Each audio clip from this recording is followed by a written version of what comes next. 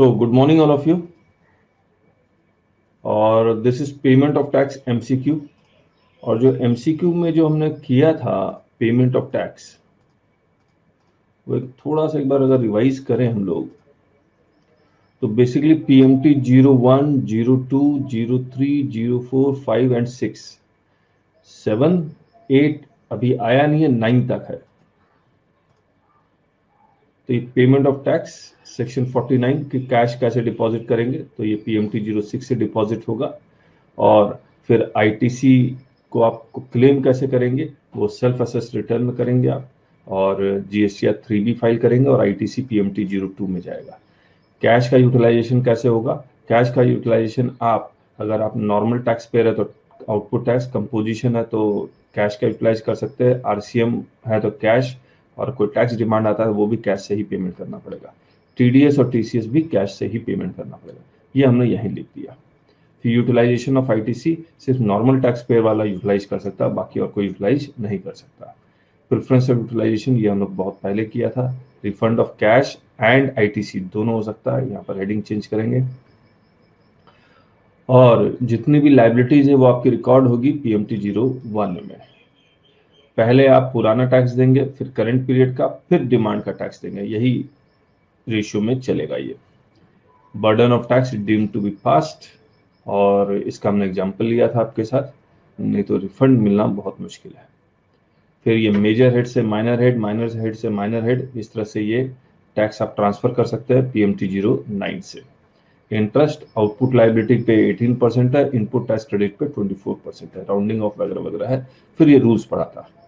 अब हम लोग सीधे आते हैं payment of tax MCQ. Question 1, match the following. Electronic liability register बताइए।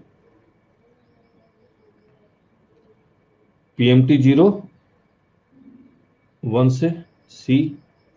Electronic cash ledger, electronic cash laser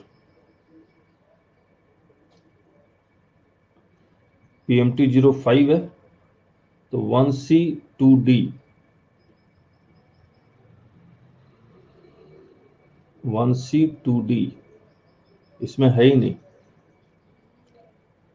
ये कैसे हो गया? 1C फिर 2D है।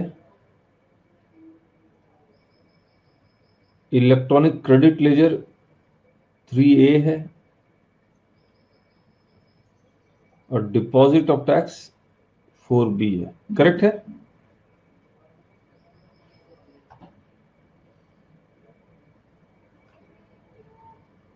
ये करेक्ट है ना?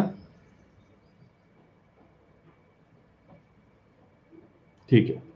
Examine the following statements. ITC can be utilized for payment of tax, interest, late fees and penalty. True or false? False. Cash can be utilized for payment of tax, interest, late fees and penalty. True. तो false true answer है, B answer है। Question 3. Taxable person shall pay his tax on outward supply even if he is not registered through temporary identification number. True or false? True. Taxable person shall take ITC on his inward supply even if he is not registered through temporary identification number. True or false? False. True and false, A answer है।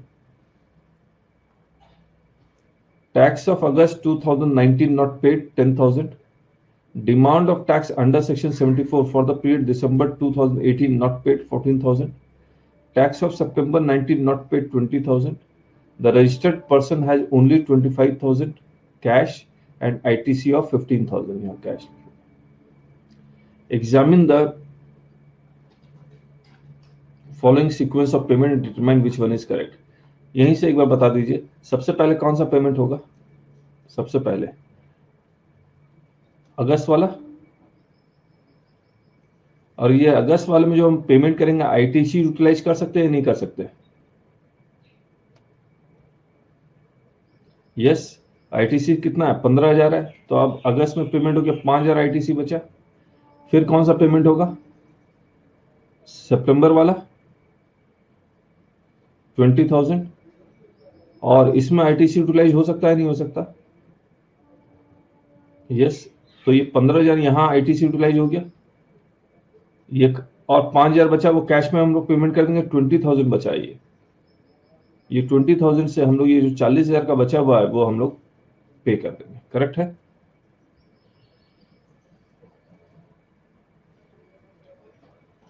तो इसमें से कौन सा answer होगा?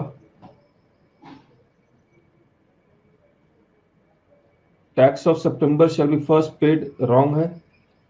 Demand of tax shall be first paid, ये भी wrong है, ये भी रॉन्ग है, तो नन ऑफ द अबव।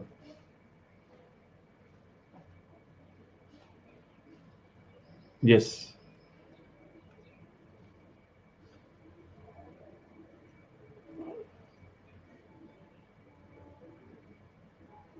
चलिए, examine the following statement. Tax incidence is deemed to be passed on to the recipient unless contrary is proved. True or false?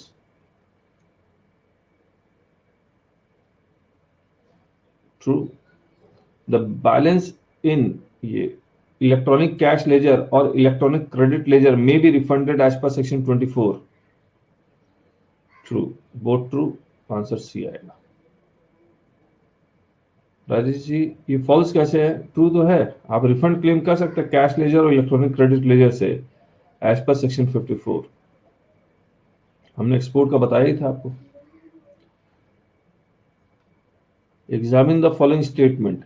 Rate of interest on delayed payment of output tax is 18% per annum. True. Rate of interest on undue or excess claim of ITC is 18% per annum. False. True or false? ये answer है। Question 7. Examine the following statement. RCM liability can be paid by utilizing ITC. False. TDS and TCS liability can be paid utilizing cash. True. तो false to answer B answer. Examine the following statement.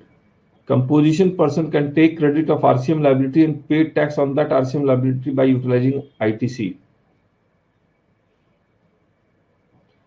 False.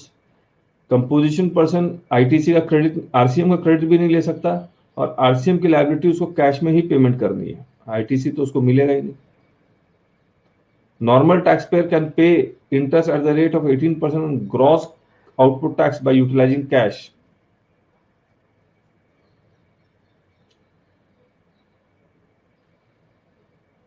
True, इसको ठीक करेंगे। At the rate of 18% on gross output tax by utilising cash, चलो ठीक है, रहने देते हैं। False true. Examine the following statement. Form PMT03 shall be used to recredit the amount in electronic cash ledger or electronic credit ledger in case of rejection of refund claim. Form PMT04 shall be used to report any discrepancies in electronic cash ledger, electronic credit ledger, electronic liability register. कहीं भी discrepancy होगी और आपको बताना तो PMT04T. Both true. PMT09 shall be used to transfer any fund from major head to minor head or vice versa, or from major head to major head or minor head to minor head. True. Form PMT07 shall be used to report any discrepancy relating to payment. जो PMT06 से आप deposit करते हैं उसमें कोई discrepancy है तो 07 use करेंगे। True. Both true. तो बेसिकली डिस्क्रिपेंसी रिपोर्ट करने के लिए दो तरह के फॉर्म है, PMT07 और PMT04। Examine the following. PMT06 is a challan for deposit tax in electronic cash ledger. True. OIDR can deposit tax by using SWIFT. International transfer का है। True. Good. तो ये हो गया। मुबारक हो। आज जो हम लोग कर रहे हैं ये कर रहे हैं एग्जेम्पशन फ्रॉम सर्विसेज। ये GST rate on goods and services है क्या? फूड आइटम्स पे आपको पता ही है, मैंने आपको एचएसएन का कहानी बताया था, है ना? तो जीएसटी में उन्होंने एक अलग से शेड्यूल निकाल दिया, शेड्यूल 1, शेड्यूल 2, शेड्यूल 3, 4, 5, 6, 7। ये आइटम जो खाली है इसमें बहुत सारा आइटम है, इसका नाम क्या देना मुझे पता नहीं लगा। तो फूड आइटम्स पे नील है, प्रेशियस और सेमी प्रेशियस स्टोन्स पे 0.25% है, गोल्ड ज्वेलरी पे 3% है,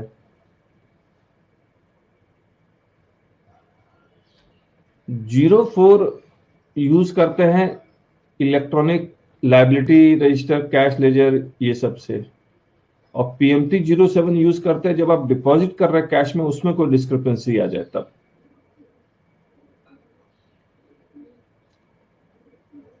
रिलेटिंग टू पेमेंट, जब पीएमटी 06 कैश है, जब आप पेमेंट कर रहे हैं इंटरनेट बैंकिंग से, आपके बैंक से पैसा चला गया लेकिन गवर्नमेंट के पास नहीं पहुंचा, पोर्टल तक नहीं पहुंचा, तो उसके लिए आप पीएमटी 07 यूज कर रहे हैं।